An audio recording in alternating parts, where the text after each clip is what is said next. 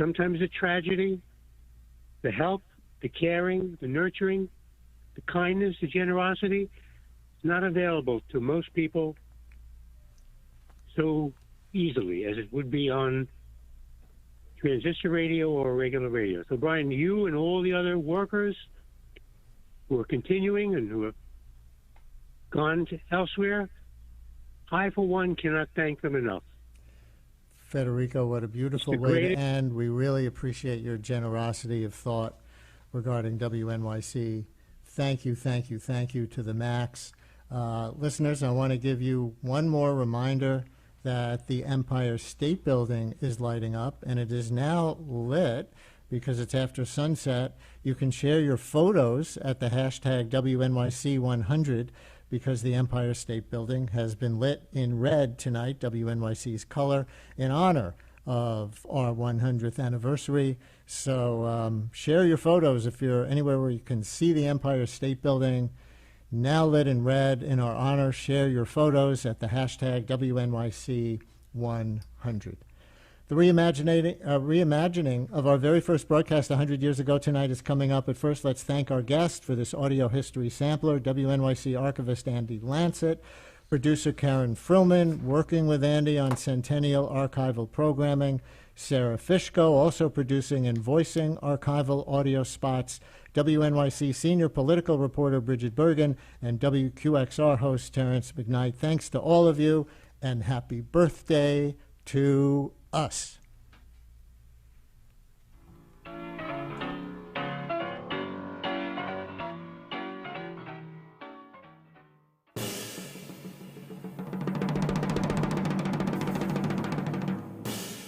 And now it's time for me to deliver you to 1924, or more specifically to the green space, our street-level performance space where my colleagues are getting ready for our reimagining of what WNYC's first ever broadcast may have sounded like. If you want to watch this and not just listen, you can go to WNYC.org where we'll have a live video stream. We are counting down to 8:54 p.m., which is the minute that WNYC's on-air sign lit up for the first time. We're calling this a reimagining and not a reenactment because we have no recording of WNYC's first broadcast on July 8th, 1924 that could tell us the exact words. My colleague Jennifer Keeney-Sendro, who has led this effort, does have some good source material, though, the engineer's logbook, some contemporary reporting, and a few items from the city archives that describe what happened when the mics went live at 8:54 p.m. And radio was such a new technology then that a transmitter had to be brought in secondhand from Brazil. Hundreds of curious well-wishers joined a cast of city officials and dozens of musicians on the roof of the municipal building to witness the station's launch. Prohibition notwithstanding, it was a party that even a drenching thunderstorm couldn't stop. So the program tonight is a reimagining based on research and reflection on how that moment speaks to us now.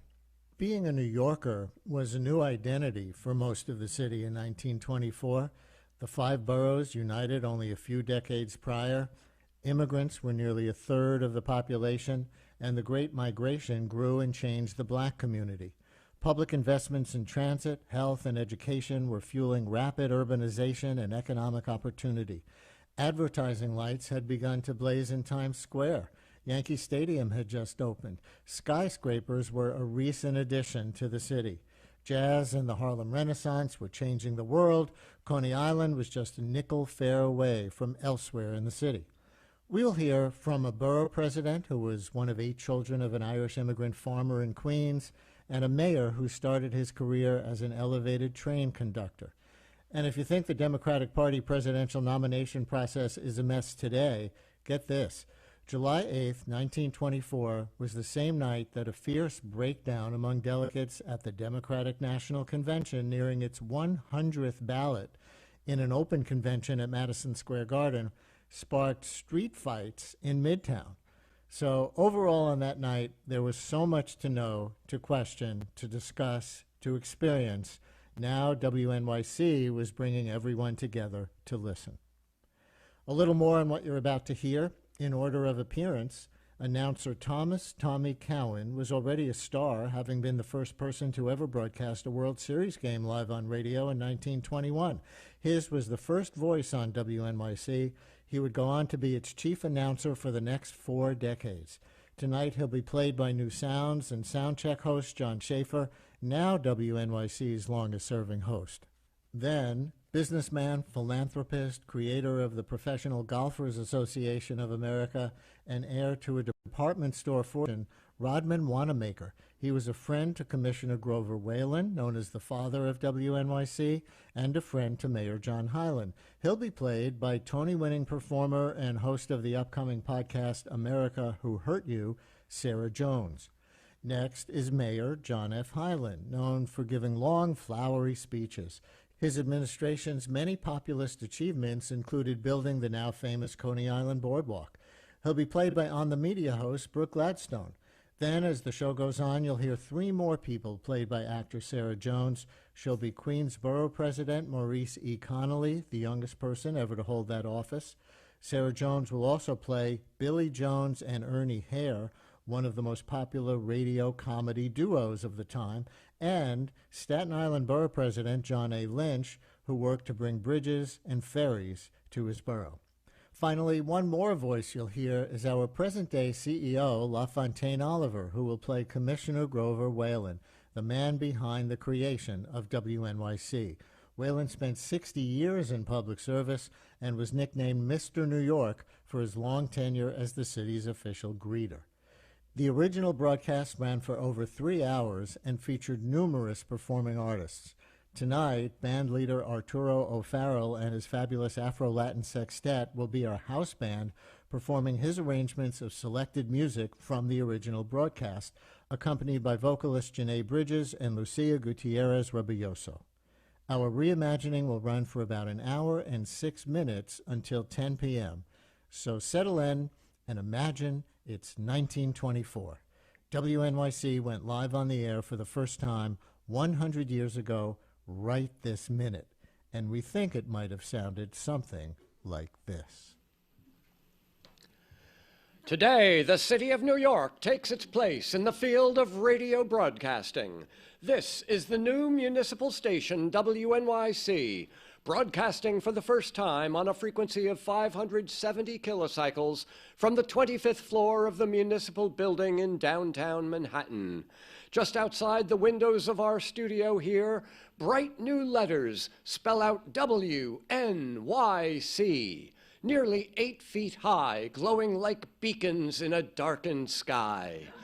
Ladies and gentlemen, it is a marvelous evening in this great and wonder city of these United States, where the government of the United States began, and now where the public can hear for the very first time the voice of their government by and for the people, free on the radio. No less than $50,000 of public investment has been made in this valuable enterprise, the likes of which has not yet been seen anywhere else in the world. Now, to begin tonight's unique and historic program, I welcome Miss Marion Fine and the Police Department Band performing our national anthem.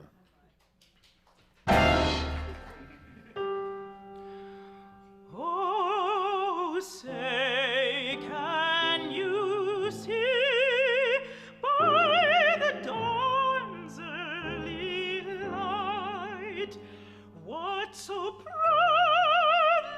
we hailed at the twilight's last gleaming, whose broad stripes and bright stars through the perilous fight o'er the ramparts we watched were so gallantly streaming, and the rockets red glare, the bombs bursting in air, gave proof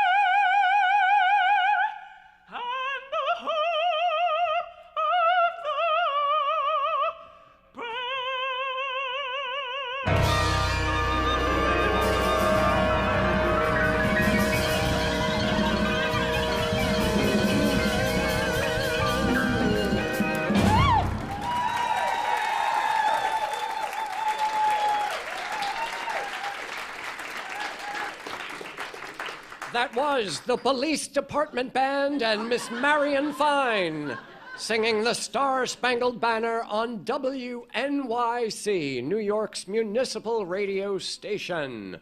Tonight is the first time we take to the airwaves, and we have well over 100 souls up here on the roof of the municipal building, every one of them a friend and supporter of this new enterprise. At 9 o'clock, this is WNYC, although it is possible that a century from now, a federal commission, perhaps a Federal Communications Commission, will require future announcers to say something more complicated, like, you're listening to WNYC FM, HD and AM New York, WNJT FM 88.1 Trenton, WNJP 88.5 Sussex, WNJY 89.3 Netcong, and WNJO 90.3 Toms River. But that is for a future date and time. Now, it's time for more music. So we welcome Vincent Lopez and his orchestra performing Nola by Felix Arndt.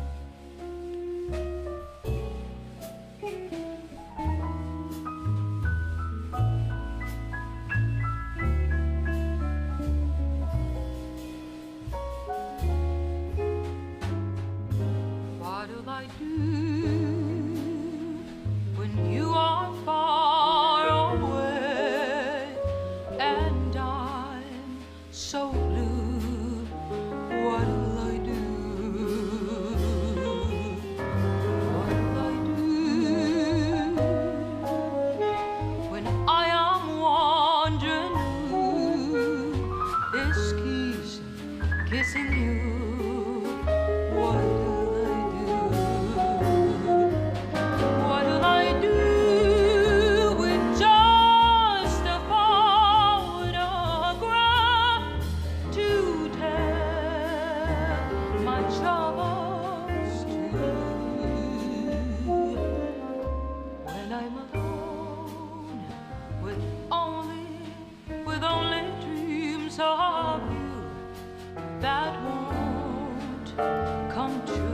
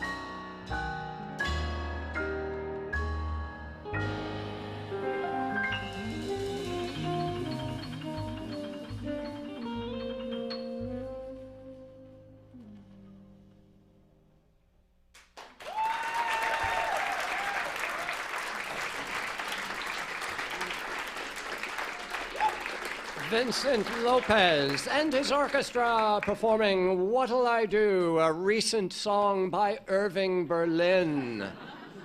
We might add, for the benefit of those who've tuned in late, that your city station is WNYC.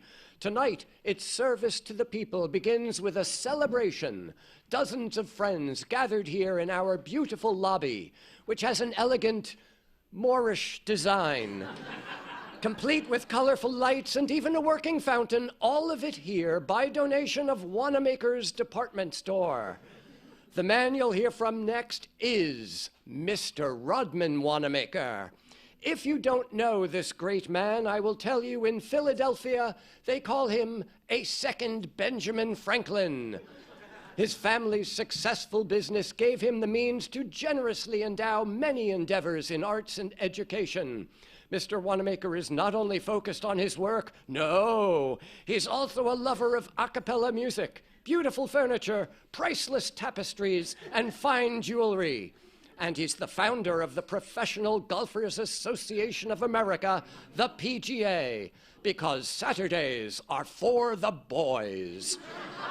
Rodman, over to you. What a very special introduction, Tommy. We're here tonight to commemorate a seismic moment in New York City history, the arrival of WNYC, a municipal radio station that promises to make significant waves, airwaves, that will reach far beyond New York, all the way across this nation from sea to shining sea. New York, with its grit and glamour, stands tall as a beacon of culture, art, commerce, political movements, cutting-edge thought, and the searing belief that anyone who sets foot on this island can be born anew, much like the city. And it's high time that we democratize and share all of the gifts our city has to offer for a wider audience to appreciate. So it is with great pleasure that I announce to you tonight the 96th Mayor of New York City, John Francis Hylan, who played a vital role in seeing WNYC come to fruition. And as you'll soon witness, Mayor Hylan is a man of so many words.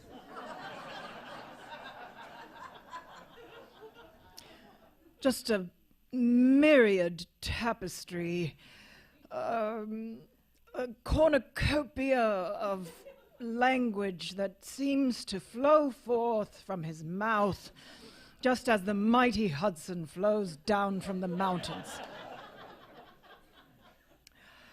But before we welcome our very own Mayor Hylan, I'd like to offer a tune from my Princeton Glee Club days in appreciation of his Irish heritage. Oh, Danny boy, the pipes, the cold. It seems that even the weather wants to be a part of this historic event, the first night of WNYC. Thank you, Rodman. You are a good egg. There we go. The City of New York employs tonight a new medium for the entertainment and education of the people, the municipal radio broadcasting station. In the field of entertainment by radio, for the past 3 years, private broadcasting stations have performed a most commendable civic service. But today we are told that many artists, heretofore content with the flowers of publicity and popularity garnered through radio performances, are now seeking something which appeals more to the purse as well as to the heart.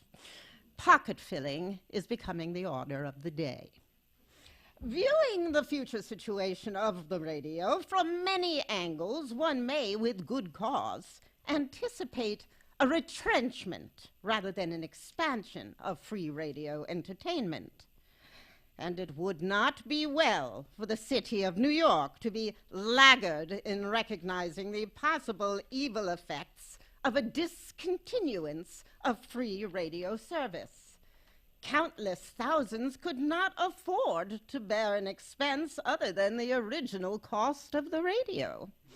Hence, the responsible officials of the City of New York have opened station WNYC for the benefit of the people, not alone of New York, but for all the nation to whom this city belongs. To ensure the uninterrupted program of recreational entertainment for all the people is one of the compelling reasons for the installation of municipal radio public broadcasting. To assist the police in the work of crime prevention and detection, the fire department in fighting fires, and the health department in safeguarding the physical well-being of New York's gigantic population, are also some of the conspicuous services to be rendered by this municipal plant. The improvement of the people in every walk of life through the educative power of the radio may also be considered one of its paramount purposes. Good government, depending as it does upon an intelligent, active, and alert citizenship, demands the employment of every possible means for a wider diffusion of authoritative information upon municipal matters. Municipal information, formerly available only after patient perusal of reports, is now to be brought into one's home in an interesting, delightful, and attractive form. Facts, civic, social, commercial, and industrial, will be marshaled and presented by those with their subjects well in hand. Talks on timely topics, programs sufficiently diversified to meet all tastes, with musical concerts, both vocal and instrumental, featured at all times, should make tuning in on municipal radio pleasant as well as profitable. Through the employment of this modern and very effective means of transmitting information, an aroused public interest in the municipal government may logically be expected to ensue upon a broader understanding, a clearer knowledge, and a deeper appreciation of its functioning. And it follows, as the night the day, that the more enlightened the citizenship, the better it becomes. The so-called inarticulate public and the voiceless masses are the flarebacks to days when government were administered for the benefit of the favored few. An enlightened citizen interest, militantly expressed, is now in keeping with the trend of the times. We are prepared to tell you over your own radio just exactly what it is being done in your city to make it a better place to work in and to live in. Essential information as to the progress and problems of city government. This will provide a fact basis upon which the people may offer constructive criticism. And criticism is what is needed. Criticism is what we need. Send along your suggestions. You are as free to write as the very air which carries these words to your home. Write us! Letters, you know, do bring brains and hearts together. If you close the door of your lips or decline to give expression to your thoughts on pertinent municipal matters, we shall have to guess what is in your mind. And guesswork is a very sandy foundation upon which to build any permanent structure. Without the support of an enlightened citizenship, no administration can effectively discharge its full obligation to all the people. And an enlightened citizenship is one that appreciates its obligations as well as its privileges. I thank you.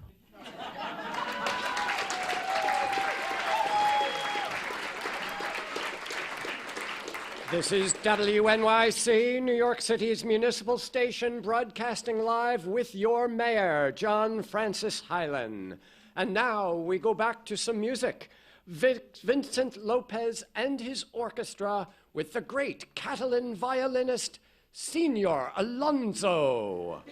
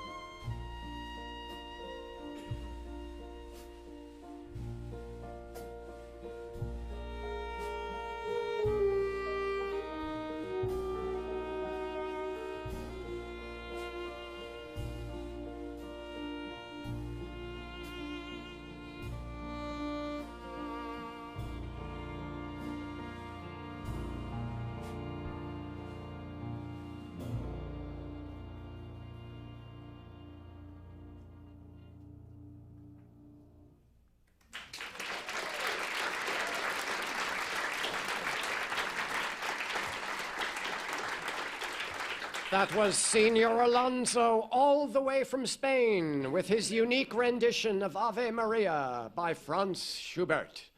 This is the new municipal station, WNYC, broadcasting from the municipal building in downtown Manhattan. Next, we welcome a most industrious public servant, the borough president from Queens, Mr. Maurice E. Connolly. I'm over the moon to be here tonight, representing the brightest jewel in the city's crown of boroughs, Queens. And she's growing fast. How fast, you might ask? Well, the bookish lad in my office who keeps the books, he'll tell me that it's at an exponential rate, and he knows his onions. Each and every day seems as though there's another bridge being erected, a road being paved, or a new subway line added. I should know. I signed the contracts to get them there. And it is a sight to behold. In Queens, you will see row upon row of fine new homes and brand new parkways that pass through our hilly and wooded territory and offer drivers relaxing views of the ocean and the Sound. Under the ground, we're building some of the largest sewer systems that the world has ever seen to drain and make usable more land for our growing population. Queens is being planned not only as one of the biggest cities in the world, but along the lines that will make it one of its most beautiful and comfortable. Queens Boulevard, which we have widened and extended from Long Island City all the way to Jamaica. It's now wider and longer than that great marvel of Paris, the Champs-Élysées. Future generations will walk its serene, tree-lined path.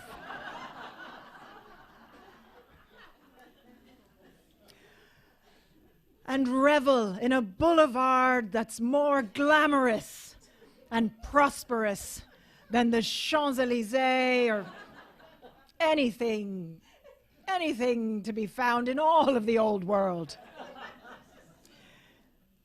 This work would have been impossible had it not been for the confidence of our citizens and the work we are doing for the borough and for the future of our borough. Tonight, the citizens have inspired another great municipal project. Our modern world moves fast, and New Yorkers are on the tip of its axis, watching it spin in real time. The Industrial Revolution made us closer to one another, more than ever. Our new trains, bridges, and roads can physically take us from one borough to the next far quicker than we'd ever imagined. But this radio broadcast, crackling through space, this connects us in an instant. Due to mad leaps of human ingenuity and invention, you could, right now, be sitting at your dining room table in Manhattan, listening to the exact same thing at the exact same time as me, sitting at my house in Queens. That, my friends, is magic. Now, if you're familiar with your Merlin myths, magic is nothing to be toyed with, which is why making WNYC a station built and run for the public, the people of New York, is absolutely critical. In a free and open society, the public must have unfettered access to the information that affects their day-to-day, from the mundane to the monumental. The secret of freedom lies in educating people, whereas the secret of tyranny is in keeping them ignorant.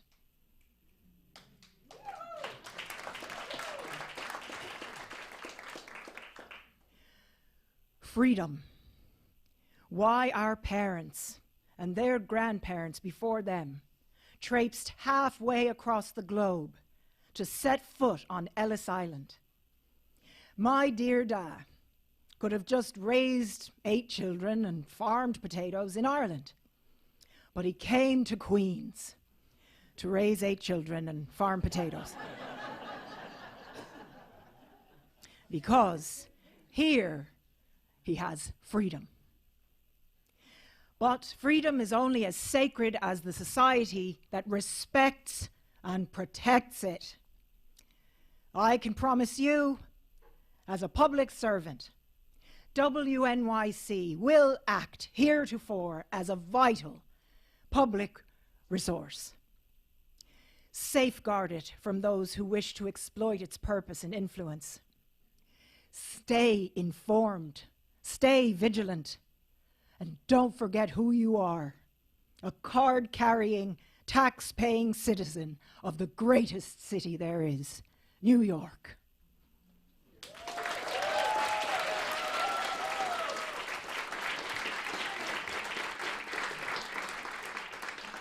At this point, we need to make a quick trip to the present, but don't worry, we'll get back to the funny voices in 1924 right after this.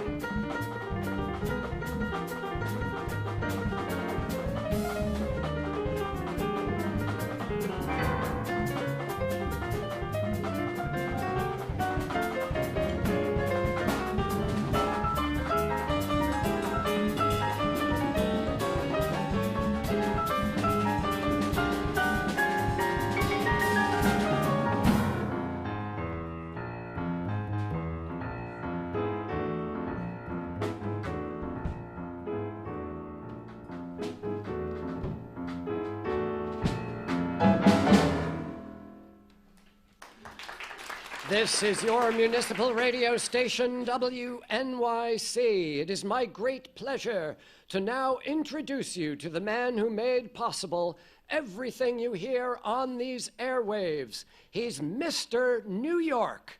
That's right, he's been in a love affair with this city his whole life, and now he's even taken her name. In his role as our city's greeter, he has welcomed countless luminaries, people who time will never forget, legends that future generations will surely treasure, people like Ukulele Ike, Florence Lawrence, and of course, Artemis Ward Accord. This is your Commissioner of Bridges, Plants, and Structures, Grover Whalen.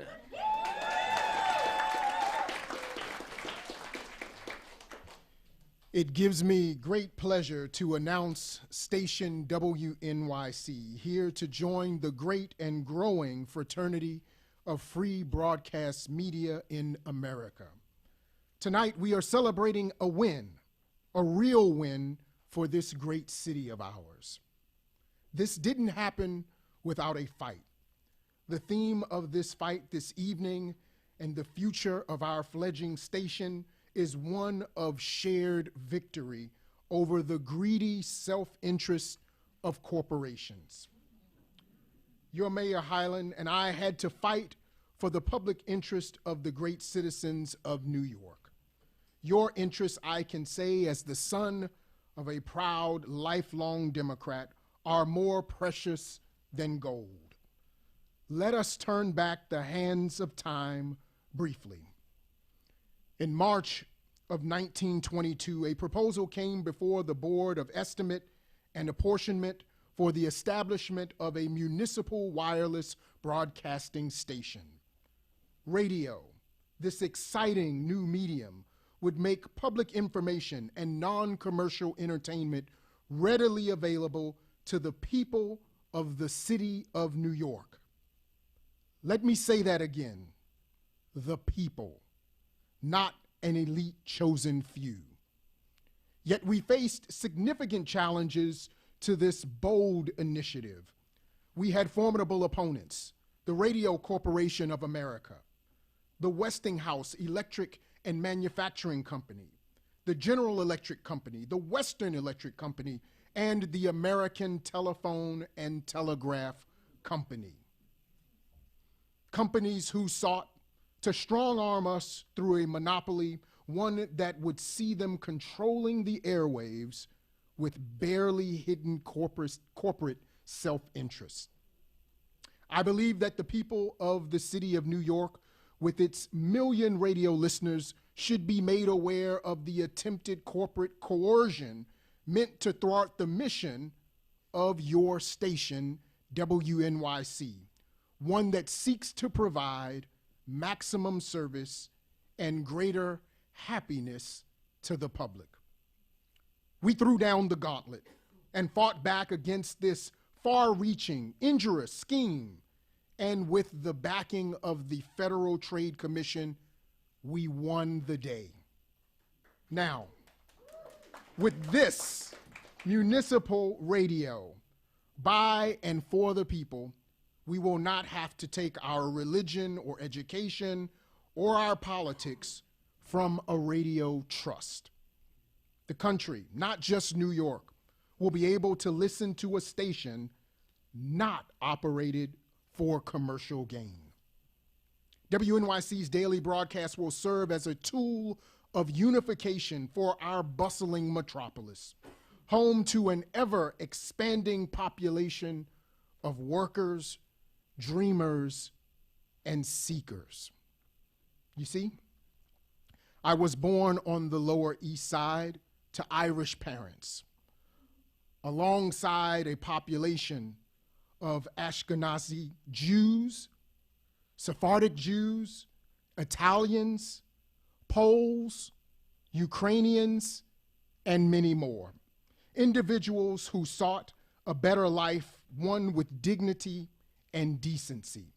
As a New Yorker, I have a common cause and experience with people from all over the world. This experience, this commonality, has fomented a belief that this city of ours should be a hospitable city, even as our leaders in Washington pass a law that has closed America's doors to so many eager newcomers. Here in New York, we say, welcome everyone who wants to be part of the great melting pot of America.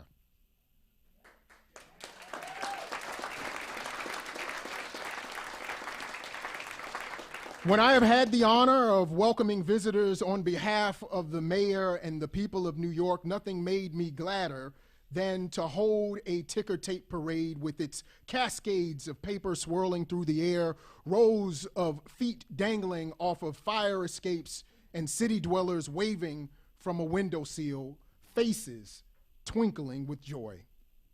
These parades are not a mere frivolity or free entertainment, though this is a bonus. They help to bring together diverse groups in a rapidly growing and changing city.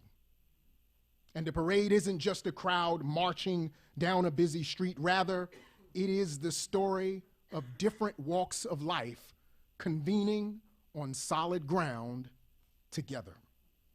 The enduring ethos and revelry of our city's famed ticker tape parades will now find purchase on the airwaves of WNYC to tell a similar story of unity over differences, of public good over private interests, and of future New York full of endless possibilities. I thank you all for joining us as we usher in a bold, exciting new era of information and entertainment.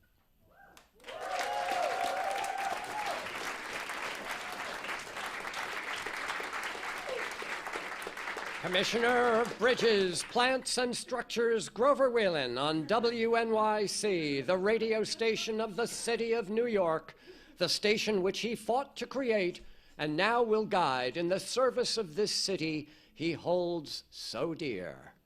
Now we wish to bring you some great entertainment. Jones and Hare are here, the happiness boys themselves. Ah, you're looking like the cat's pajamas tonight, pal. Thanks, old top. Sorry I can't say the same about you. You could if you lied as well as I do. You know, my wife made me a millionaire. Oh, boy, that's swell. How'd she do it? Well, when we met, I was a billionaire.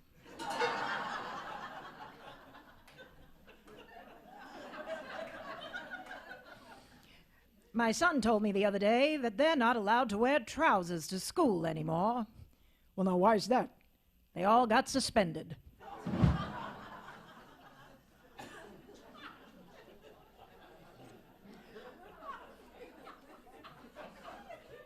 The other night, I met a very nice man, very smart. He had a wooden leg named Smith.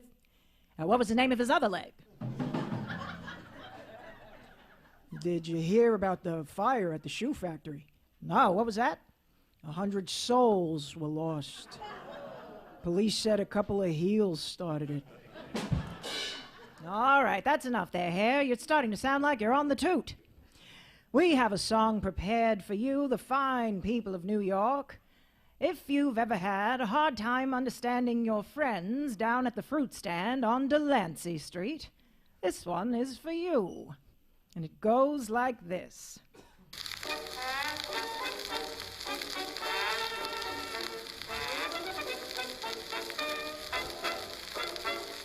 There's a fruit store on our street. It's run by a Greek.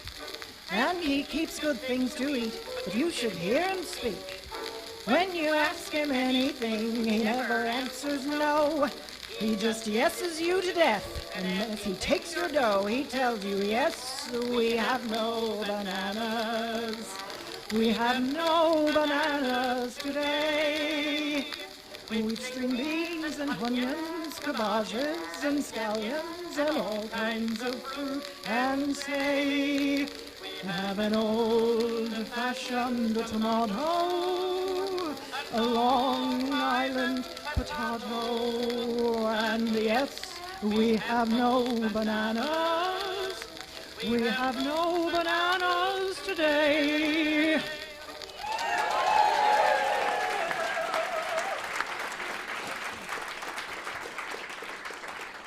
Jones and Hare, ladies and gentlemen, those jokes will never grow old. Nor will our next honored speaker, at least not in his boundless energy for the people he serves. This is the Staten Island Borough President, Mr. John A. Lynch, on your municipal station, WNYC. Good evening. How about those happiness boys? Always an ideal situation for any politician to follow a comedy act. Tonight, I'm here to round off this broadcast with a few thoughts about progress. You see, during my tenure as Staten Island Borough President, thank you, nothing has been more paramount, more immediate than enacting progress. Already in this decade alone, Staten Island has enjoyed a massive population boom, one championed by our mayor, John Hylan, here tonight, whose policies have helped bring critical infrastructure projects to the island. Citizens can now drive on newly constructed roadways so long, so winding, so seemingly endless, that we can rest assured there will never be any delays traveling by car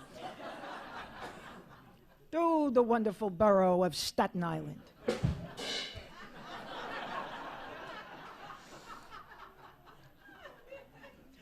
progress, real progress, is the natural byproduct of promise. You can see it and feel it all around you. This promise of a new tomorrow. On any given weekend, one might take a stroll in a neighborhood like Rosebank or South Beach, all lined with newly built colonial revival homes filled with the jubilant sounds of small children playing and the comforting aroma of a Sunday gravy left simmering for hours.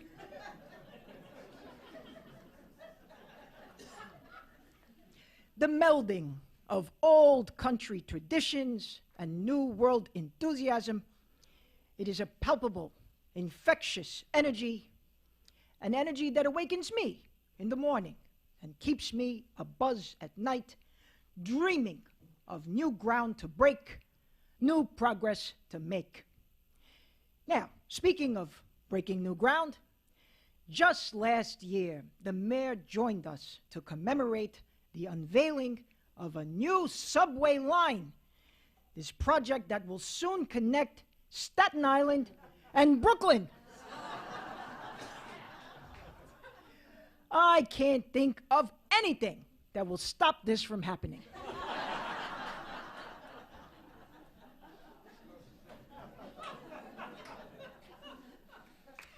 I bring up progress tonight because we, at this very moment, have found ourselves gliding on an exciting wave of it with the grand unveiling of WNYC, a public radio organization that will act as a trumpet of progress, heralding new ideas, new policies, and new inventions.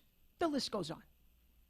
Information, education, knowledge, together they are the premise of progress. Let WNYC continue to inform and educate in equal measure to ensure and enact progress, staying true to the promise of this great city.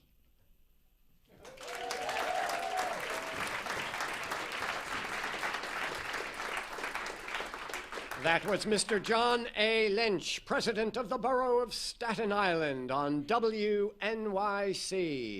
Now we bring you more music from Vincent Lopez and his orchestra, joined by the First Lady of Radio, Vaughan to perform Give My Regards to Broadway.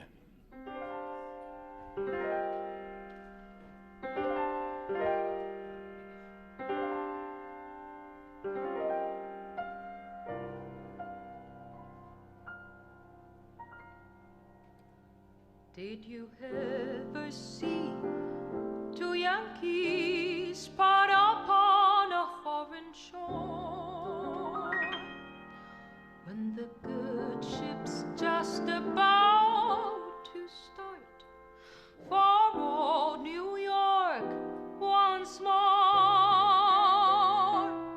Wait here, dimmed eye, they say goodbye, their friends without a doubt. When the man on the pier shouts, let them clear, as the ship strikes out.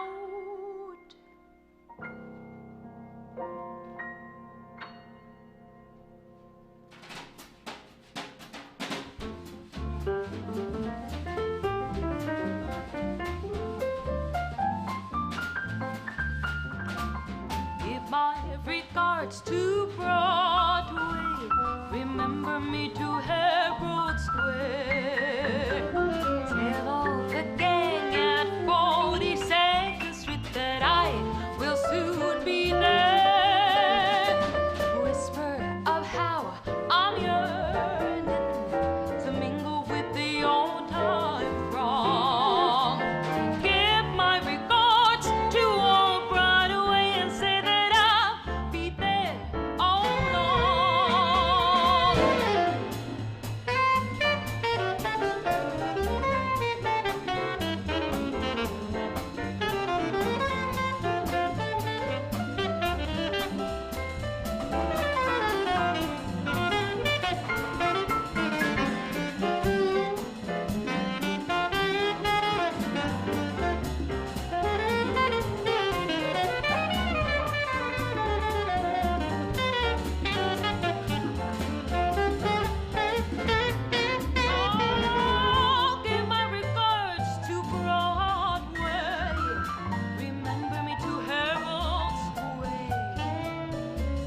call the gang at 46th Street, and I will soon be there.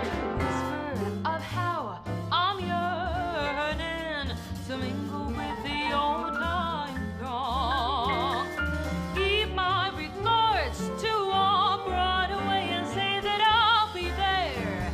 I'll be there. I'll be there long.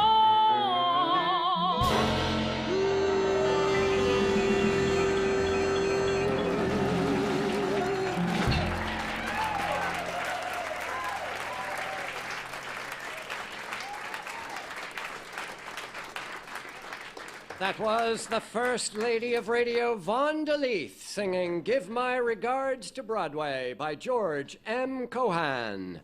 And we are receiving regards from many well-wishers around New York City tonight, overjoyed to know that they now have WNYC in their service. Our friends at WOR sent a message saying, "Welcome to the airwaves." We are also continuing to receive reports that the National Democratic Convention is continuing at Madison Square Garden. A candidate still has not been chosen by a majority of the delegates assembled there. After the 93rd ballot, they remain divided between Alfred E. Smith, William G. McAdoo, and Samuel M. Ralston. We will have more news from the convention for you tomorrow. But for tonight, we are signing off on WNYC, New York City's own municipal radio station.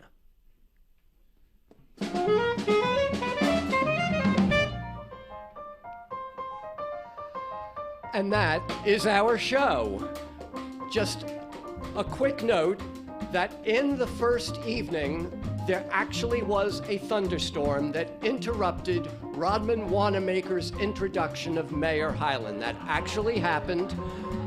We have all done our best to recreate some of what happened on this night 100 years ago, the first night of WNYC.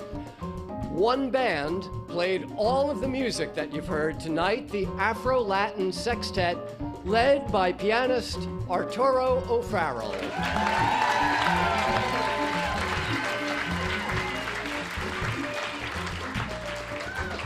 Arturo also did all of the arrangements of the music that you've heard. I'm not sure how this works, but somehow the sextet has 7 members. David Bixler on saxophone. In the role of Senor Alonso from Catalonia, Spain, Heather Bixler.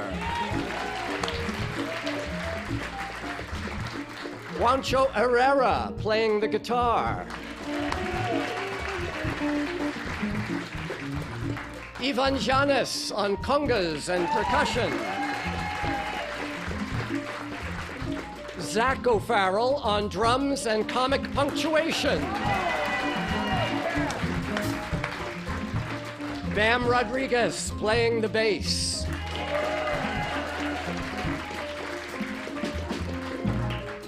The one and only Janae Bridges sang the national anthem, the Star Spangled Banner. And Lucía Gutiérrez Rebolloso sang What'll I Do and Give My Regards to Broadway.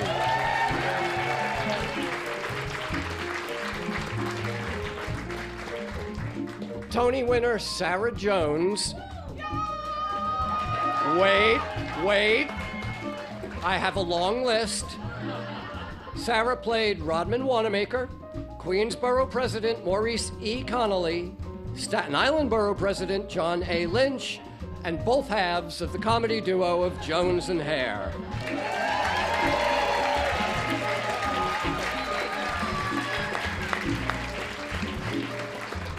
Brooke Gladstone was Mayor John F. Hylan.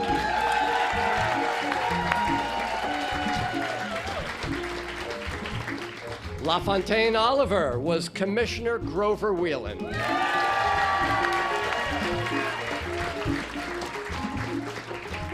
I'm John Schaefer. A moment ago, I was announcer Thomas Tommy Cowan.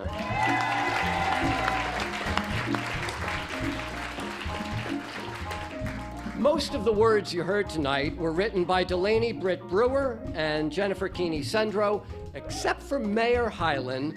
Those were his own words, edited from a much, much longer speech. Jennifer Sendro also produced and directed the show. Ricardo Fernandez was our technical director, our broadcast engineer, Chase Pulpon. And the production team tonight included Eileen Delahunty, Marika Hocking, Jade Jiang, Andy Lancet, Gregory Pescia, Milton Ruiz, Dalila Sala, Eric Weber, Liz Weber, and Ryan Andrew Wild.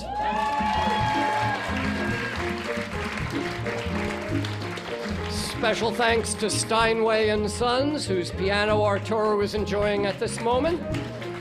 If you missed part of the show, or just want to hear it again, it's available on demand as both audio and video at wnyc.org/100. That is the same place that you'll find everything else dealing with our centennial. There's an historical timeline, on-air specials, and upcoming live events. Thank you all for listening, and happy 100th birthday, WNYC.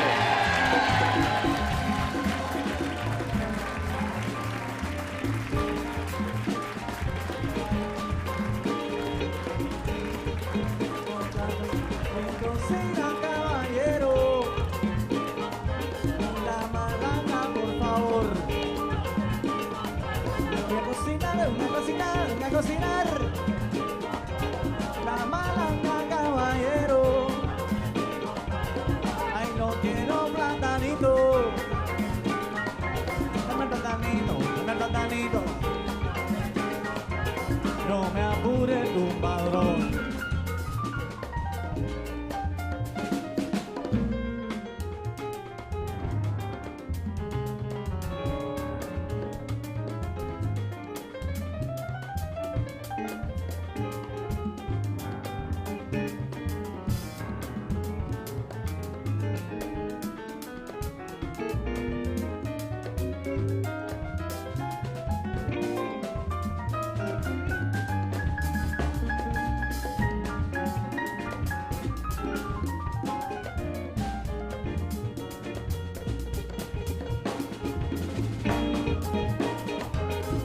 No tengo caballero, dame platanito por favor. Ay, ven a cocinar, ven a cocinar, ven a cocinar. Ay, no me apure el tumbador. Ay, dame platanito. Repito, dame platanito por favor. Ay, si no tenemos plátano, dame con tu tocador.